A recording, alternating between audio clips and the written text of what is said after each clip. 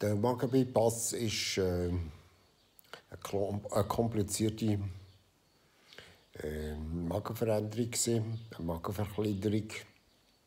Und man hat da auch gerade direkt Zufuhr zum Dünndarm gemacht. Also die Operation war gar nicht so einfach.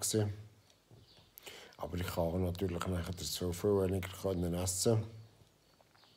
Ich war 140 Kilo. Und nachher bin ich auf 88 Kilo runter. Und ich bin 1,73 Meter. Ich bin immer noch 10 Kilo zu schwer, aber die letzten 10 Kilo bleibe ich fast nicht fort. Weil ich doch noch gerne esse, so Pizza, Pasta, Schoki. Und dann trinke ich noch viel Milchkaffee trinken. Und das sind auch das so Gewohnheiten, wo ich etwa 6 bis 7 Mal so etwas zu übernehme in der Küche.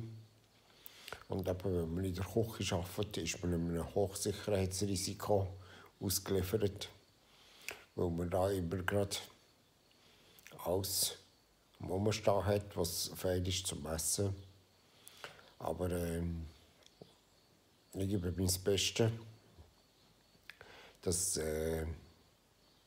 in Zukunft ein bisschen ändern wird. Dass ich halt nur einen Milchkaffee trinke, statt dass ich etwas esse. Und schaue so, dass ich Kalorienbomben rauslasse. Und dass ich die 10 Kilo, die ich wünsche, doch noch abnehmen kann.